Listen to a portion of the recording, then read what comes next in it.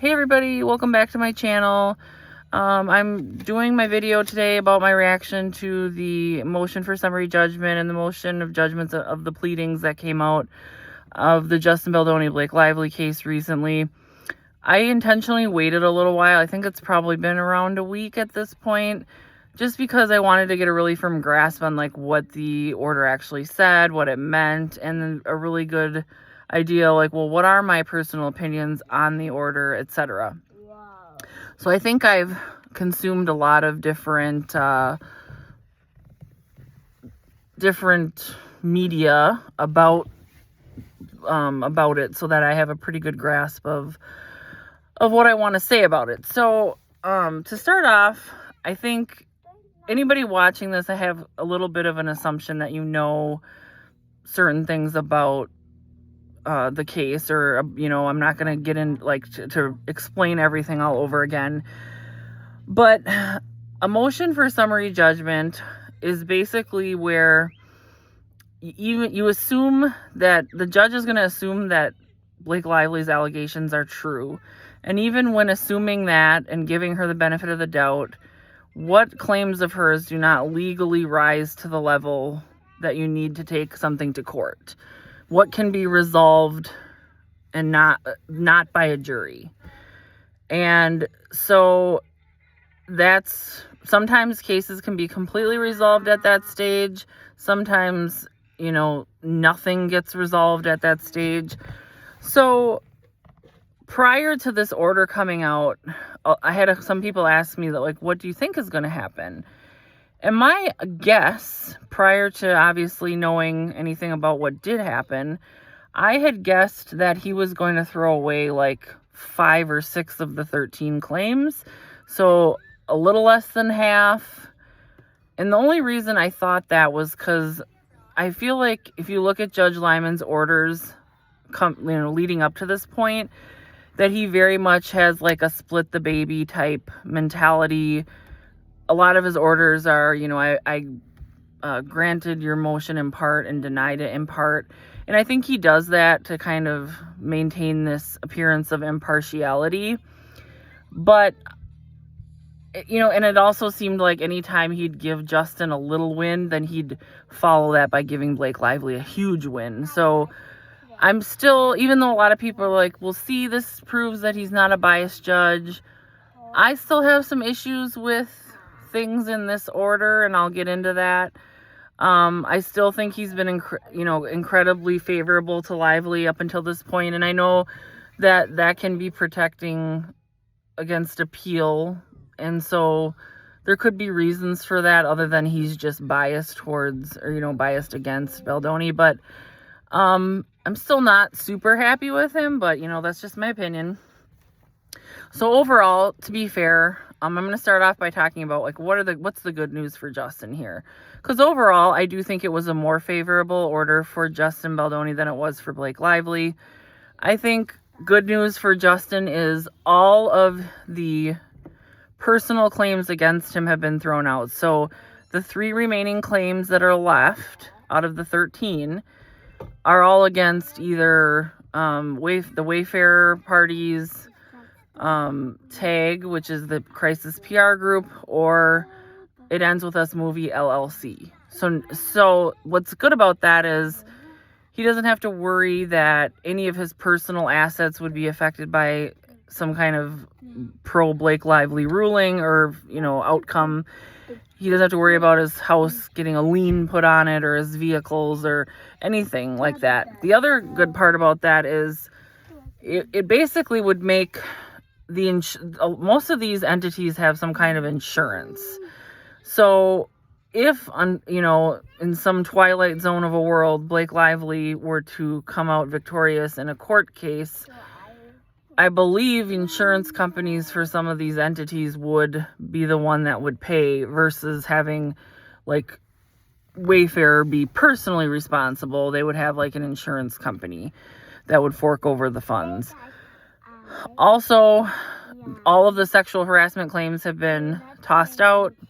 That's obviously really good news for Baldoni. I think of all the claims, those are probably the ones that he was most upset about, because my personal take on Justin Baldoni is he's I'm not saying he's perfect, don't get me wrong, but I think he's somebody who almost is like the opposite of a sexual harasser. He's very cognizant of consent because he's talked about that before. If he does make a mistake, he wants to learn from it, and he's definitely all about accountability.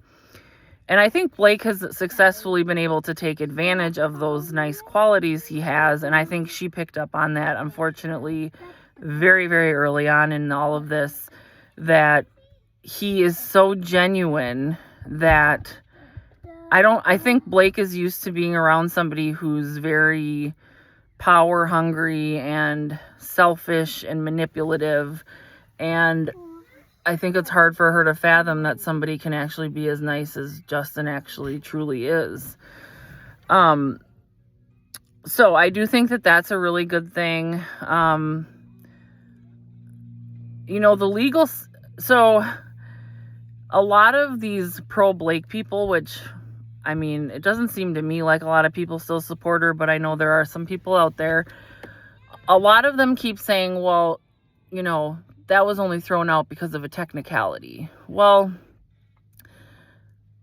first of all, you could say that about Justin's case being thrown out, right? Because unfortunately, a lot of these Me Too laws are very much, and I'm not saying I'm against the Me Too movement as a whole, but a lot of these Me Too laws make it so that if whoever files the first lawsuit has all the legal rights.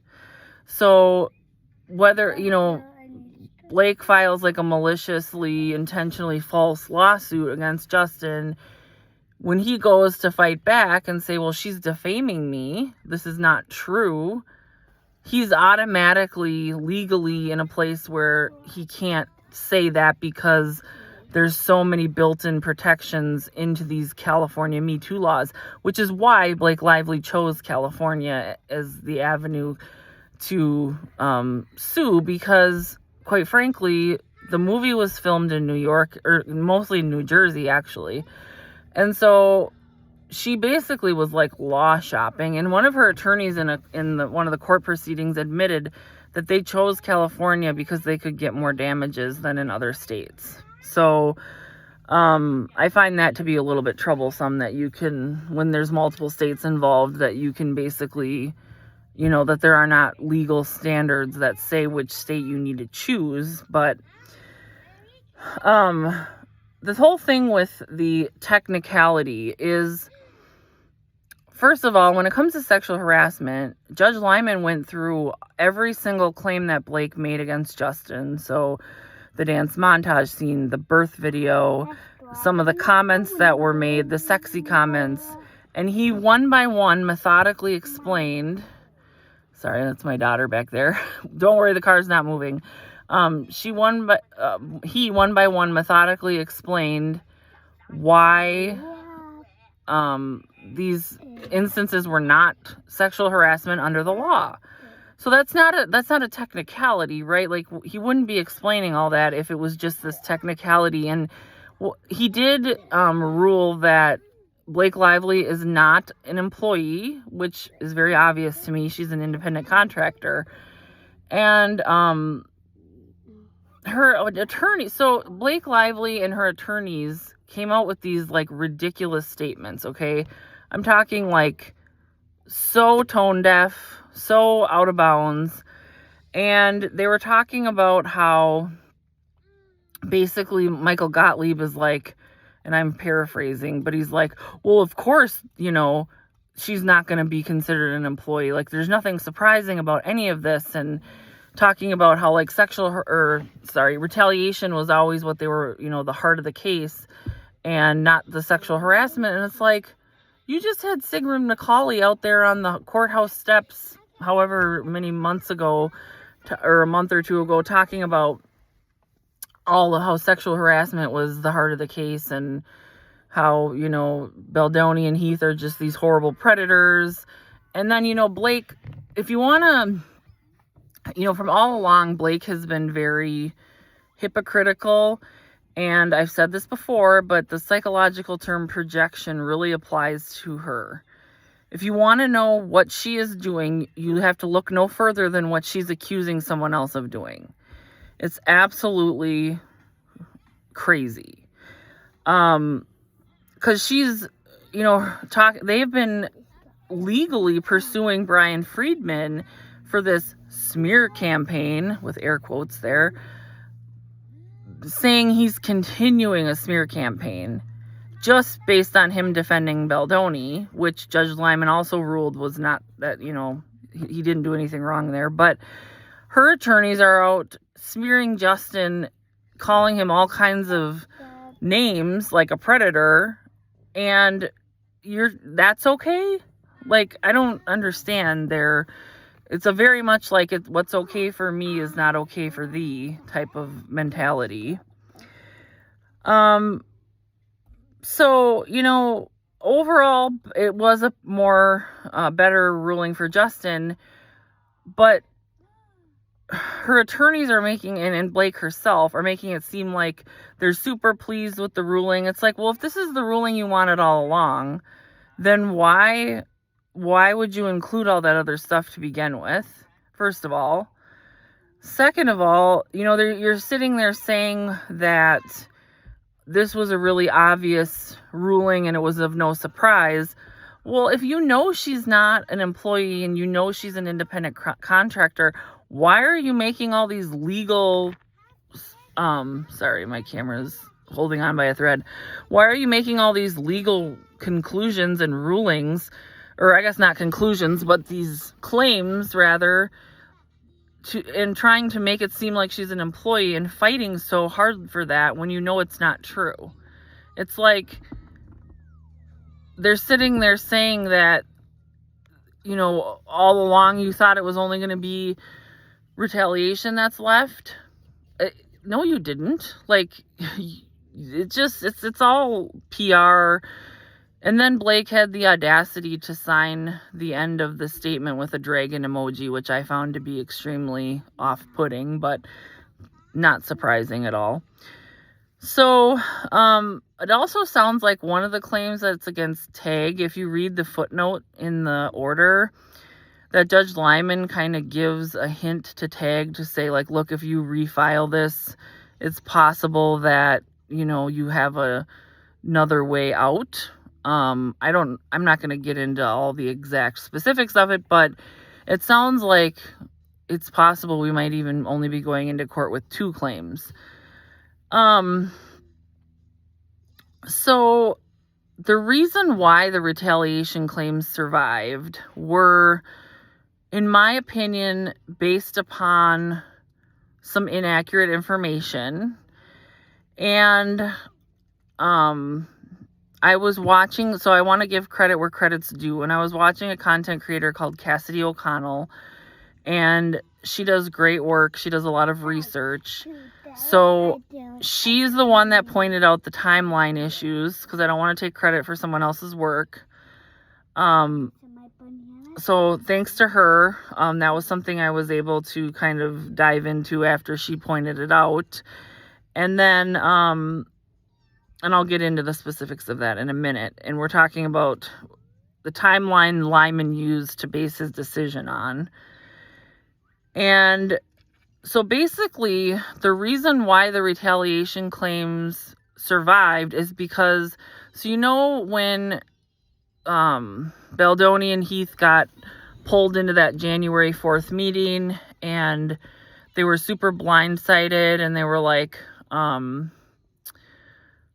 she was like, you need to sign this 17-point list, and the verbiage was like, they kept using the word no more, as if to imply that they had done the things that she was saying, that like, no more bursting into my trailer, intentionally to see me naked. That wasn't the words she used, but when someone says no more, it implies that they've already done it. And I know that the Wayfair parties did complain about that verbiage, but they were basically told, like, look, we're not going to change anything. Like, this is what you need to sign, or she's out. So I can imagine that they felt like they didn't have a choice. They've already put in millions of dollars into this actress. She's kind of the face of the movie, right? Like, she's your star power for the movie.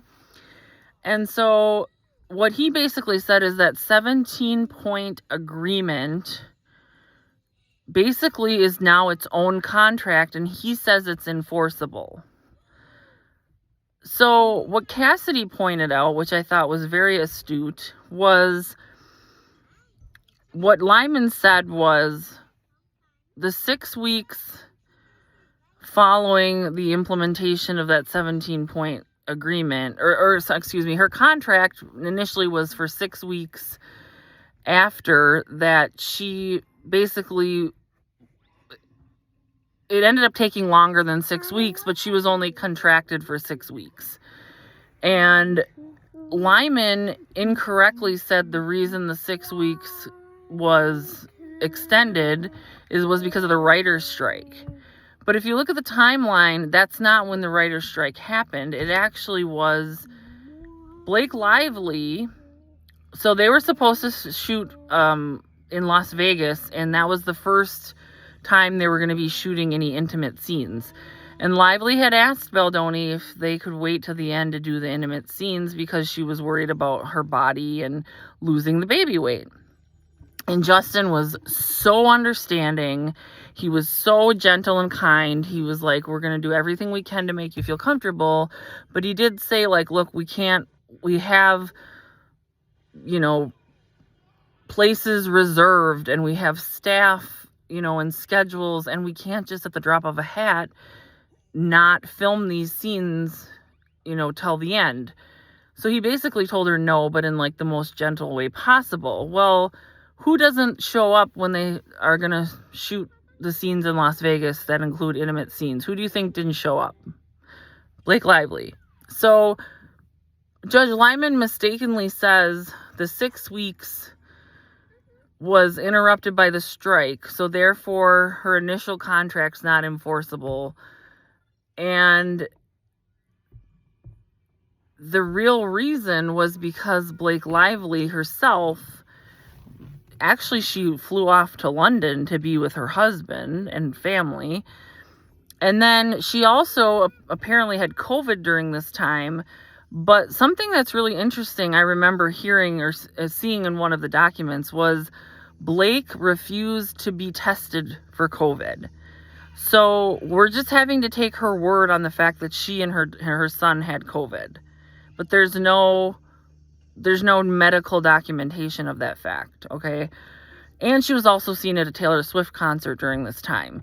So she behaved like a toddler, and now she's being rewarded for that in this motion because he's saying, well, it's not your fault that the 6 weeks time frame wasn't long enough, and once you were outside of that time frame, your contract, wasn't enforceable past those 6 weeks.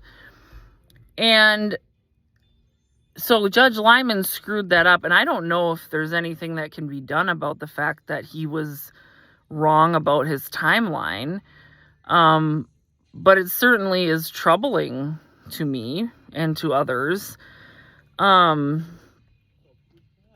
The other thing about that 17-point list is he basically says it's an enforceable contract on its own. The problem with that is it's not, it's a contract. So basically when Blake Lively and her lawyers drafted that list, it was an addendum to, I don't know, I think it was the actor loan out agreement, and I believe that's the one she never signed, but it was an addendum to her initial contract. It wasn't its own contract all standing all alone. That doesn't even make sense. And the reason that matters is because he's saying it can stand alone as its own contract, but it's a supplemental contract that's meant to be an addendum to the original contract. And I think that he's just flat out wrong about that. And I'm a medical person. I worked as an RN for over a decade and have a lot of medical experience, knowledge. And what it reminded me of, and so this, like if you watch a lot of true crime, this might be something that you might be able to relate to better when I talk about this contract is what it reminded me of is when, and I thought about this because I recently had been following the Corey Richins trial. And so if a medical examiner, I'm going to give the example used of the Corey Richins trial. And basically, so they do an autopsy, right? And it's found in the autopsy in that particular case that Eric Richins died of a fentanyl overdose. Because they have more specific information in the whole, that was in the original autopsy, they decide to do more testing based on that result. So they're like, we want to know, is it in his stomach? What's the level? Just some other, are there any other drugs we should be testing for? And so what they do is they order more tests based on those results, and they call that a supplemental report. And then they get the lab results back, and then they issue this other supplemental report. And so in the case of Eric Richins, they decided to check to see, did he have fentanyl in his stomach, because they had stomach contents on file, and to try to figure out how he ingested it, things like that. Well, that supplemental report that included, his stomach contents and some testing for some other drugs, that's not suddenly its own autopsy, right? That's what basically Lyman would be saying, is this supplemental report that just includes a couple of additional tests that they decided to run. He's basically saying that is its own report, or in the case of Lively, its own contract, and that just doesn't make sense. You don't issue an addendum or a supplemental report because you're replacing the whole entire original contract or document. You're doing it as an addition. So the initial contract would still stand. So in this case, the actor loan out agreement would still be a contract that you'd still be able to, that would be the contract that you would be going off of. So if he's saying that this actor loan out agreement's not enforceable because she didn't sign it, then the 17-point list doesn't mean anything in terms of the contract. And Judge Lyman is just to say that the 17-point list is its own contract, and Lively, because she's outside of that 6-week period, that because she threw a hissy fit and went off to London and didn't show up to Vegas and was going to Taylor Swift concerts when she was supposed to be working, that suddenly that means that she's not obligated to stick to that initial contract, and basically that 17-point list represents a new contract. It wasn't a compelling argument to me, and it honestly didn't make any sense. Because if you're just relying on the 17-point list, there are a lot of things in that agreement, that list that she provided, that there's a whole bunch of other things that are required to be in a contract that don't exist within that 17-point list. Because it was never made to be its own contract. It was made to be in addition to the contract, or changes to the original contract, right? I think most of it was already in the contract, but it would have been an addendum, an addendum, you're going to change something. But you change one thing, that doesn't null and void the entire contract. I hope this is making sense, because I think if you really understand what I'm saying, I don't know how anybody with a logical, reasonable mind could think that his ruling, letting these claims go forward based on the 17-point list as being a contract. I don't think that you that anybody would agree with that. And I think Lyman got his timeline wrong and thought that for whatever reason, he's thinking that the reason that she's out of her 6-week initial commitment time frame was because of the writer's strike. And I'm hoping that wasn't like an intentional thing on his part. I think he just had the timing wrong or whatever. So I think that should have been completely thrown out. I find the retaliation part of it to be ridiculous, quite frankly. And even Lyman said in his opinion that there was nothing improper about the Wayfair parties getting crisis PR, that they have every right to do so. And he kind of talked about like the fine line between defending yourself and what's too far. And he never, and that's the other thing is like a lot of the Blake Lively people want to say that, oh, well, he basically said that, they were retaliated against her. And it's like, no, he didn't say that. What he said was, there's enough here that the jury needs to decide it. He said he just didn't want to be the one to decide it for a multitude of reasons. And so I don't, at this point, it's like, I think if the jury grasps the ins and outs of the case, that I can't see it going for Blake Lively. But what is unfortunate is she has attorneys who, they don't care about the law. They care about what they can get away with. And I think the fact that this entire situation, the catalyst that started this whole thing was Stephanie Jones stealing the text messages from Jennifer Abel. Now, mind you, it was her work phone, but that phone was her personal phone. And we know for a fact, based on documents, that Stephanie Jones did not just look at text messages that had to do with Jen Abel's work clients. She was looking at personal messages between her and her husband and her friends.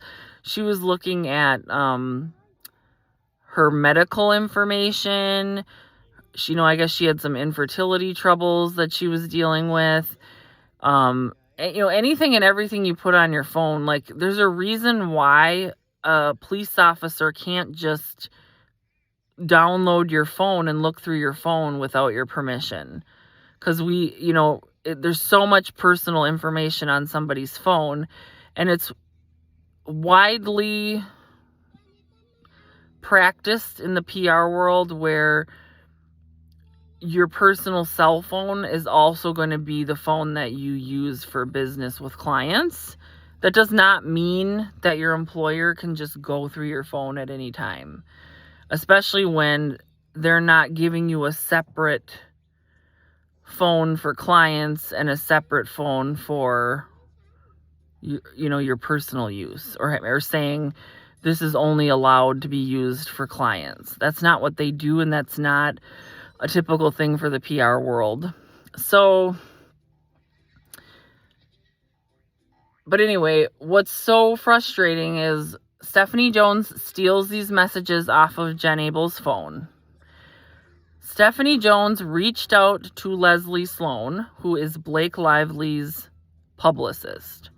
She tells Leslie Sloan, I have some messages here you may be interested in hearing. Now, people might say, well, why would Stephanie Jones do that? She was representing Wayfair. Well, Stephanie was mad because Jen Abel, who was the direct publicist of Justin Baldoni and Wayfair, was leaving her company because she wanted to go off on her own, and that made her very mad. And Wayfair and Justin Baldoni agreed to go with Jen Abel on her new business venture. Stephanie was mad about that, and as revenge, she decided, when she saw some messages that she thought could be misconstrued or be twisted into making it look like there was some kind of retaliation happening against Blake Lively, she reaches out to Blake Lively's publicist, Leslie Sloan.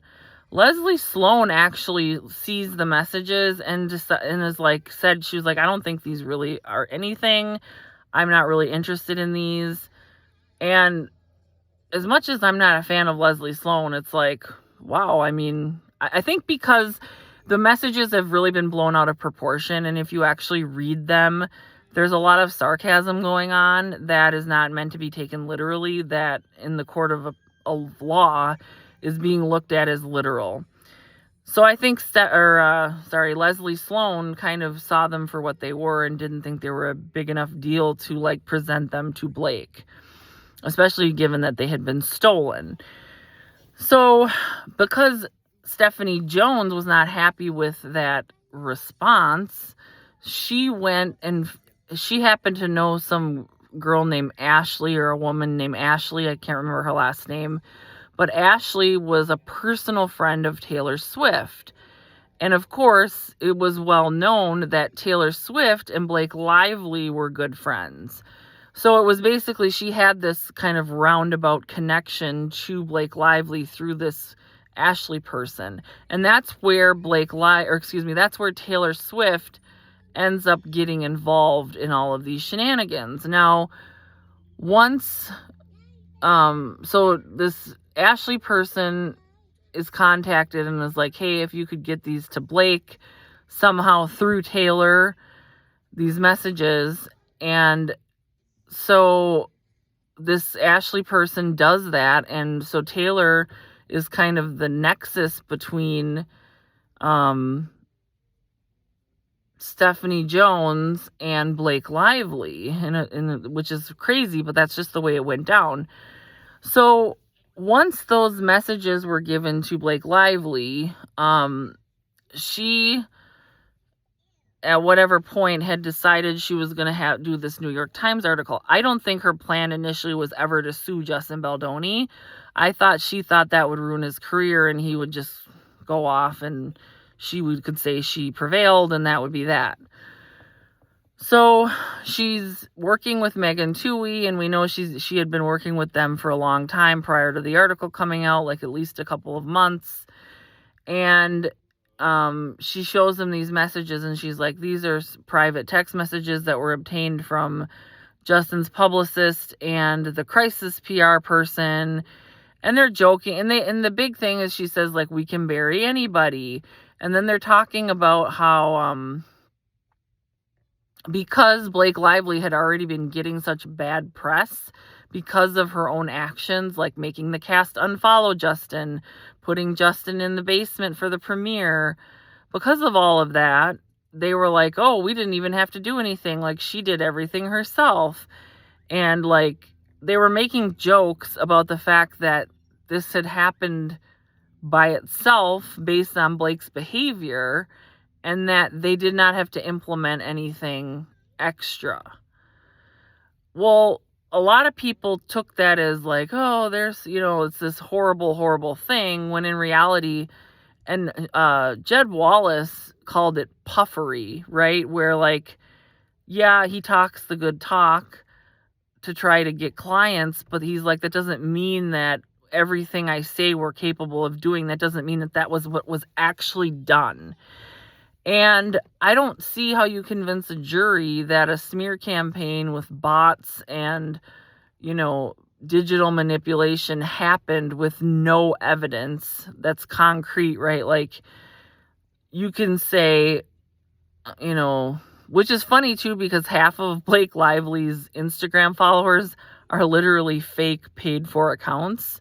So it's like Blake is engaged, I'm sure, in all types of shady PRs, bots, the whole 9 yards. But, so anyway, once the New York Times, so Blake heads to the New York Times. She's like, look at these text messages. I want to use these in my article. And Megan Twohey, of course, she's a professional journalist. And she's like, well, we have to have a subpoena for those messages to make sure we have the legal coverage we need. And of course, New York Times has a legal team as well. And so I'm sure Blake's attorneys or Blake herself they were like, well, what could we do to get a subpoena for these? Because Jen Abel at that point doesn't know that they have these. Well, she knows that like her phone had been taken, but she doesn't know the malicious intentions of them dispersing and disseminating her text messages to these other people.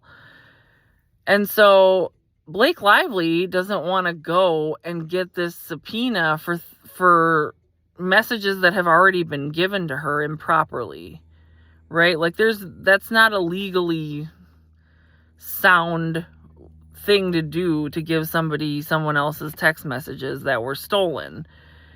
And so her attorney, or one of her many attorneys, I'm sure, who's probably engaged in some pretty shady lawyering, was like, well, we'll just file this lawsuit against Jane and John Doe defendants, and we will get a subpoena generated from that fake lawsuit, and then once we I'm sorry, I'm getting tired. Once we have the subpoena in place, then we will withdraw the lawsuit before a judge is ever assigned. We're going to use Blake's shell company called Van Zandt, so nobody can connect this fake lawsuit to Blake and Ryan, and therefore you'll have the legal legitimacy you'll need to cover yourself for these messages, and nobody will be the wiser. Now, there are so many things wrong with that. Like, and I don't need to rehash it completely, because I've done other videos where I talk about the Van Zandt lawsuit and the subpoena and why it's so improper. So you can always, if you look back through my videos, it was Easter of last year, I did a video getting really into the nitty-gritty of Van Zandt. But in a nutshell, you only sue Jane or John Doe defendants if you don't know who you're suing. Like, say somebody has done something online about you, but you have not been able to find the identity of that person despite, and the legal standard, if you look at case law, when you're using John and Jane Doe defendants, is like you have to exhaust every single resource you have looking for the person, their identity, because of the fact they don't want people just abusing their ability to use Jane Doe defendants. And so that is not a proper use of Jane Doe defendants, and they know that, because her lawyers tried to come on TV and say, or on Billy Bush, and they were like, well, this is completely normal, and people sue Jane Doe defendants all the time. Well, that might be true, but you still have to abide by the legal standards of using that particular method to get a subpoena. You cannot just it's like they just do whatever they want. And I'm sure in a million years they did not think it would be uncovered that Van Zandt was actually Blake and Ryan. So I guess they use Van Zandt as a corporation to pay like their live-in chef, their live-in nannies. We found out they have multiple nannies. And there's a reason why they didn't file this lawsuit against John and Jane Doe defendants using the plaintiff name Blake Lively. That was done intentionally. That was done by design, as Blake likes to say. So you have these stolen text messages, which is being offered for the proof of saying that there was a smear campaign, that were basically obtained through through, I don't know if forgery is the right word, but like they're improperly obtained. And if you look at it from a legal standpoint, like I find it to be, I think if you look through case law and you look through, I feel like there's a criminal element here in stealing someone's messages and basically trying to cover it up, but still wanting to be able to use those messages against that person. It's kind of like the audacity, but I mean, that's Blake Lively. Like, she has no, again, it's the rules apply to thee, but they don't apply to me. And that's Blake Lively's mentality. with everything. And she even said in one of her messages to Taylor Swift that, like, she felt weird reading all these messages that she knew that were not meant for her to see. So she's acknowledging that she knows it's not proper that she's seeing and using those text messages. And what I have such a problem with, and I apologize for rehashing Van Zandt because I said I wouldn't do that, but like that's what started this whole case. That is the malarkey that was put into the New York Times article that got Justin Baldoni canceled within 24 hours. It was a complete abuse of process, abuse of the court system, everything. So the fact that Judge Lyman doesn't seem to think that the basis and the catalyst of this entire case being obtained illegally and through a sham, it hasn't been even addressed. Yes, it's being addressed somewhat in the other lawsuit going on between Stephanie Jones and Jennifer Abel, but in terms of like the Baldoni case, which it has a lot of significance, it hasn't been addressed. And I'm thinking that Brian Friedman's going to file, they call it a motion in limine. And what that is basically one side or the other saying like, they have, you have all this evidence. And then you say, okay, well, I don't want this evidence to be submitted at trial because it's more prejudicial than probative, meaning it's going to make you hate the defendant and there's no value to the case, is basically what they're looking at. But without these stolen messages, I don't think there's ever a lawsuit. So I'm assuming a motion in limine will be filed by the Wayfair parties to have these messages excluded. And then if they were successful with that and Van Zandt comes into this case, I think if you can get the jurors to understand the ins and outs of Van Zandt, I don't know that Blake has much of a chance. But I also find it really upsetting that if this was your average citizen who had engaged in those kind of legal maneuvers, I think that person would have been held in some kind of legal trouble and their case would have been dismissed a really long time ago. The only reason why this shenanigans have been able to even, to go on is because of who she is. And I don't think, these lawyers going on TV and talking about how that's normal process. No, it's not. That is not a normal way to use John and Jane Doe defendants. Because you're taking away Jennifer Abel's constitutional rights. She has the right, if somebody wants to take her text messages with a subpoena, she has the right to hire an attorney and get that subpoena quashed. And she has the right to say, no, I'm going to do everything I can to make it so that you can't see my messages. And then if things continue to do better, sorry,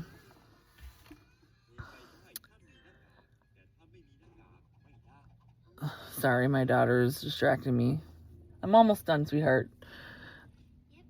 Okay, anyway, sorry, I got distracted for a second. But so the Van Zandt, for me being the catalyst of all of this, it bothers me so much. And real quick, I think if you were to compare it to a police officer showing up at your house that does not have a search warrant, who just barges their way into your house and starts looking for whatever, like they don't even necessarily know what they're looking for, and they find a little bit of marijuana and they decide, oh yeah, we're gonna go after you as if you're a full-blown drug dealer, and we'll just get the search warrant signed by a judge later on. You can't do that. And honestly, I have seen criminal cases where a defendant who's on trial for homicide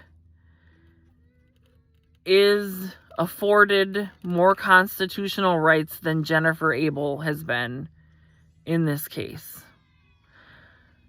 I don't care if you're the biggest Blake supporter on the planet, that should bother you. The fact that a rich, elitist, out-of-touch woman has been able to do that and suffer no consequences as of yet should very much be a huge red flag. I want to make sure I said everything I wanted.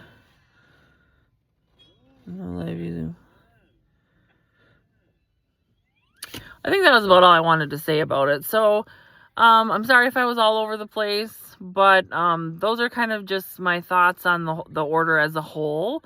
I'm disappointed the whole thing didn't get thrown out, but I'm at the same time I'm grateful that there are certain positive things about it as well. So, let me know what you guys think about everything, and we'll talk to you soon. Bye-bye.